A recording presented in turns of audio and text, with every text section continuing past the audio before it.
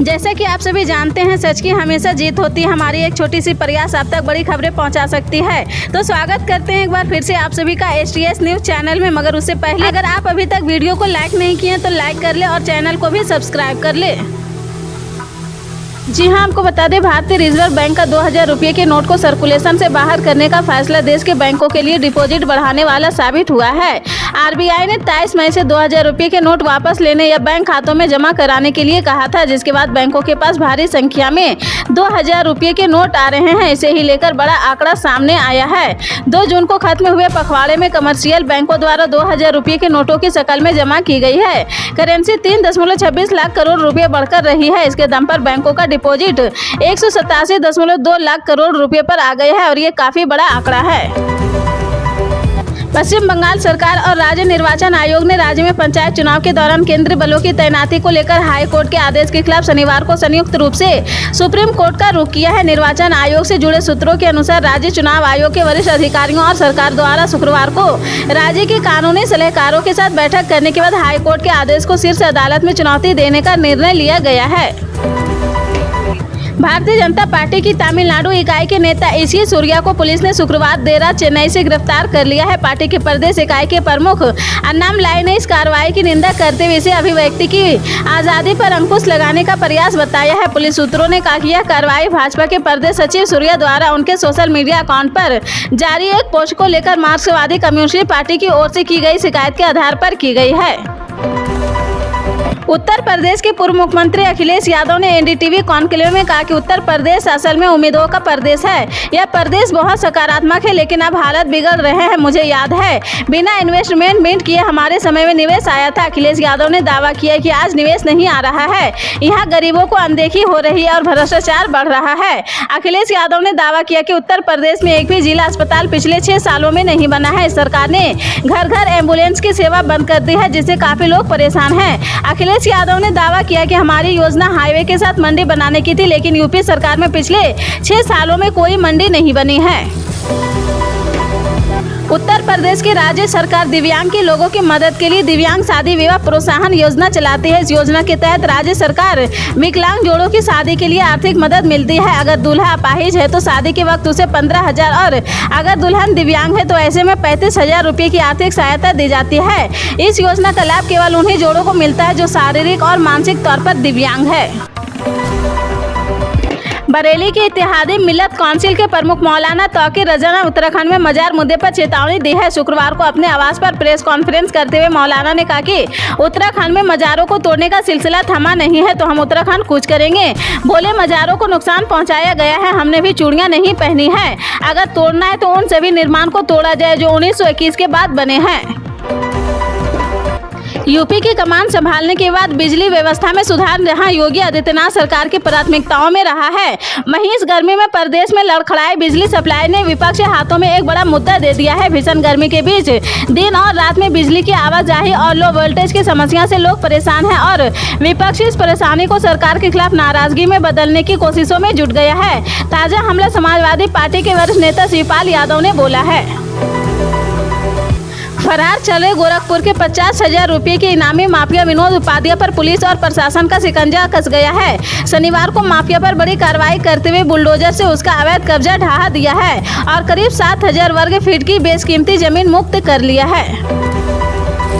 मणिपुर में हुई हिंसा को लेकर विपक्षी दलों के नेता PM मोदी से मुलाकात करने के लिए 10 जून से दिल्ली में इंतजार कर रहे हैं, लेकिन PM मोदी ने अब तक मिलने का समय नहीं दिया है। इस बात की जानकारी कांग्रेस नेता जयराम रमेश ने दिया है। जयराम रमेश ने कहा कि विपक्ष की 10 पार्टियों ने 10 तारीख को लिखित में PM मोदी को एक खत भेजा था कि हम मणिपुर मामले पर आपसे मिलना चाहते हैं। आज भी इन 10 पार्टियों के प्रतिनिधि PM मोदी से मुलाकात के लिए इंतजार कर रहे हैं, लेकिन अफसोस प्रधानमंत्री नहीं मिल रहे हैं। हैदराबाद के एक कॉलेज ने बुर्का पहनी छात्राओं को प्रवेश नहीं दिया है और उन्हें चेतावनी भी दी है कि जब तक वे बुर्का उतार कर नहीं आती है तब तक परीक्षा में शामिल नहीं हो सकती है। घटना शुक्रवार को रंगा Reddy degree college for women में हुई है। छात्राओं का आरोप है कि प्रबंधन ने उसे बुर्का हटाने को कहा है और जब उन्होंने मना किया तो उन्हें परीक्षा में बैठने नहीं दिया है। 30 मिनट के बाद बुर्का उतारने के बाद प्रबंधन ने उन्हें परीक्षा हॉल में जाने दिया है। घटना पर प्रतिक्रिया देते हुए राज्य के गृह मंत्री मोहम्मद महमूद अदील ने कहा कि हो सकता है कि कोई प्रधानाध्यापक ऐसा कर रहे हो, लेकिन हमारी नीति पूरी तरह धर्मनिरपेक्ष है। लोग जो चाहे पहन सकते हैं, लेकिन अगर आप यूरोपीय पोशाक पहनते हैं तो यह सही नहीं होगा। हमें अच्छे कपड़े पहनने चाहिए। चक्रवात बिपरजॉय के प्रभाव से पश्चिमी राजस्थान के बाड़मेर, सिरोही, उदयपुर, जालौर, जोधपुर जिलों में आज भारी बारिश हो रही है। इस दौरान 50 से 60 किलोमीटर प्रति घंटे की रफ्तार से हवाएं चली है। पिछले 24 घंटों में चक्रवात का सबसे अधिक प्रभाव जालौर, सिरोही और बाड़मेर में देखा गया है। इन जिलों में भारी बारिश दर्ज की गई है। मौसम विभाग ने शनिवार के लिए बाड़मेर, जालौर, सिरोही और पाली के लिए ऑरेंज अलर्ट जारी किया है। बाड़मेर से गुजरने वाली 14 ट्रेनें रद्द कर दी गई है, जबकि उदयपुर से दिल्ली और मुंबई की 2 उड़ानें भी रद्द कर दी गई है। पाकिस्तान सीमा से सटे बाड़मेर के 5 गांवों के 5000 से अधिक लोगों को सुरक्षित स्थानों पर पहुंचाया गया है। बिहार की राजधानी पटना समेत राज्य के ज्यादातर इलाकों में एक पखवाड़े से भीषण गर्मी की वजह से लोग परेशान हैं। पटना समेत कई जिलों में लोग सुबह से ही दोपहर का एहसास कर रहे हैं। इसी बीच पटना जिला प्रशासन ने गर्मी को देखते हुए प्री स्कूल से लेकर 12वीं तक के सभी स्कूलों को 24 जून तक बंद करने के निर्देश दिए हैं। पटना के जिला अधिकारी चंद्रशेखर सिंह ने आदेश में कहा कि अधिक तापमान और विशेष रूप से दोपहर में पड़ रही भीषण गर्मी की वजह से बच्चों के स्वास्थ्य पर प्रतिकूल प्रभाव की संभावना को देखते हुए स्कूलों को बंद किया गया है। कांग्रेस अध्यक्ष मल्लिकार्जुन खड़गे ने मोदी सरकार पर हमला बोला है। खड़गे ने एक ट्वीट कर मोदी सरकार से सवाल पूछा है। मल्लिकार्जुन खड़गे ने पूछा कि लाखों सरकारी नौकरियां छीनकर पीएसयूसी को बर्बाद करना किस टूल किट का हिस्सा है? प्रधानमंत्री जी बोलिए। तमिलनाडु बीजेपी के प्रदेश सचिव एस.जी. सूर्या को 15 दिन की न्यायिक हिरासत में भेज दिया गया है। भारी सुरक्षा के बीच सूर्या को पुलिस मदौर जज के क्वार्टर लेकर आई है। उन्हें मैदूर के सांसद सुएक्टेशन पर उनके हालिया ट्वीट के सिलसिले में कल रात गिरफ्तार किया गया था। देश में लोकसभा चुनाव से पहले यूनिफॉर्म सिविल कोड पर चर्चा तेज हो गया है। लॉ कमीशन ने यूनिफॉर्म सिविल कोड को लेकर लोगों से राय मांगी है। वहीं विपक्ष भी इस मुद्दे पर प्रतिक्रिया दे रहा है, लेकिन अब कांग्रेस के नेता आचार्य प्रमोद कृष्णम ने कहा है कि बीजेपी अपने चक्रव्यूह में फंसाना चाहती है और बहुत ही चालू पार्टी है। यूसीसी को लेकर आचार्य प्रमोद कृष्णम ने कहा कि देश की एकता के लिए तैयार और देश में एक विधान, एक संविधान, एक निशान और एक कानून लाने के लिए यदि साफ मन से कोई कानून लाने की बात होती है तो उस पर हमें सोचना होगा और हम उस पर सोचेंगे। बिपरजॉय तूफान को मद्देनजर रखते हुए जयपुर डिस्कॉम ने कई प्रकार के नंबर जारी किए हैं, जिससे विद्युत आपूर्ति बाधित होने पर और आपातकालीन परिस्थितियों में होने वाली दुर्घटना को रोका जा सके। जयपुर नगर सर्कल द्वारा ब्लॉक स्तर पर कंट्रोल रूम स्थापित किए गए हैं, जिसमें शिकायत दर्ज करवाने की व्यवस्था की गई है, जिससे बिजली आपूर्ति पर कोई प्रभाव पड़ने पर और अन्य दर्ज कराए गए शिकायतों का जल्द से जल्द निवारण किया जा सके। हरियाणा के धर्म नगरी कुरुक्षेत्र में पंडित दीनदयाल उपाध्याय सामूहिक पशुधन बीमा योजना का शुभारंभ किया है। यहाँ पशुधन विकास बोर्ड के चेयरमैन धर्मवीर मिर्जापुर बोले कि किसानों के हितों के मद्देनजर करते हुए इस योजना को तैयार किया गया है, जो कि किसानों के लिए मील का पत्थर साबित होगी। इस योजना के तहत मात्र 100 से या 200 रुपये देकर दुधारू और पालतू पशुओं का बीमा किया जाएगा, बाकी प्रीमियम सरकार देगी। मणिपुर में करीब 1.5 महीने से हिंसा जारी है। तमाम कोशिशों के बाद भी हालत काबू में नहीं पा रहे हैं। इस बीच नेशनल पीपुल्स पार्टी के राष्ट्रीय उपाध्यक्ष जय कुमार सिंह ने बड़ा बयान दिया है। उन्होंने कहा कि अगर आने वाले दिनों में स्थिति नहीं सुधरी तो हम बीजेपी के साथ अपने गठबंधन पर फिर से विचार करेंगे। एनपीपी बीजेपी के साथ अपने समीकरणों पर फिर से विचार करने को मजबूर हो जाएगी। हम मुकदर्शक बनकर नहीं रह सकते हैं।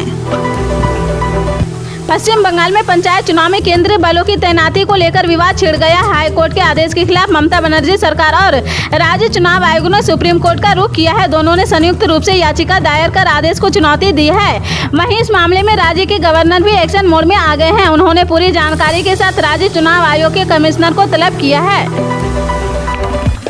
आम आदमी पार्टी ने फिल्म आदि पुरुष को लेकर नाराजगी जाहिर की है। आपके राष्ट्रवाद सांसद संजय सिंह ने शनिवार को कहा, आज मैं बहुत दुख के साथ पीसीसी कर रहा हूं। बीजेपी अपने घटिया राजनीति के लिए मां सीता और श्री राम का अपमान कर रही है। मां सीता, श्री राम और हनुमान का नाम लेते ही सभी हिंदुओं का सिर सम्मान से झुकता है। हमारे ऐसे भगवान पर इन्होंने घटिया फिल्म बनाने का काम किया है। उन्होंने कहा कि फिल्म के डायलॉग घटिया है। ऐसे घटिया डायलॉग से हिंदू धर्म की भावनाओं को आहत करने का काम किया है। एक सीन कल्पना के आधार पर है कि माता सीता को छुरी मार दी जाती है। कल्पना के आधार पर क्या कुछ भी दिखा सकते हो। कल्पना के आधार पर रामचरितमानस के आधार को बदल देंगे।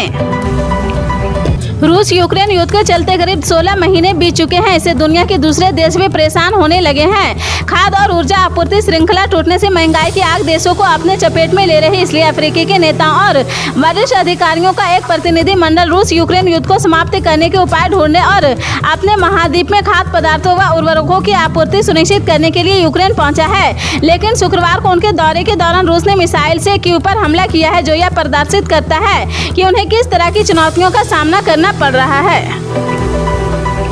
लगभग हर एक क्षेत्र के लिए सरकार कई तरह की लाभकारी और कल्याणकारी योजनाएं चला रही है। इन योजनाओं के जरिए लोगों तक मदद पहुंचाती जाती है। राशन, आवास, रोजगार, बीमा, पेंशन जैसी योजनाओं के अलावा आर्थिक मदद करने जैसी भी योजनाएं चलाई जा रही है। ऐसे ही एक योजना है पीएम किसान सम्मान निधि योजना, जिसके अंतर्गत किसानों को साल में 3 बार 2-2 हजार रुपये दिए जाते हैं। अब तक किसानों को सरकार की तरफ से 13 किस्त के पैसे मिल चुके हैं और अब 12वीं किस्त की है। लेकिन आप शायद नहीं जानते होंगे कि कुछ गलतियां ऐसी है जिन्हें अगर आप करते हैं तो आपकी किस्त अटक सकती है। इसी तरह की पल पल के अपडेट जानने के लिए जुड़े रहें आप अपने NTS न्यूज चैनल से। मिलते हैं अगली बड़ी खबर के साथ, तब तक के लिए जय हिंद।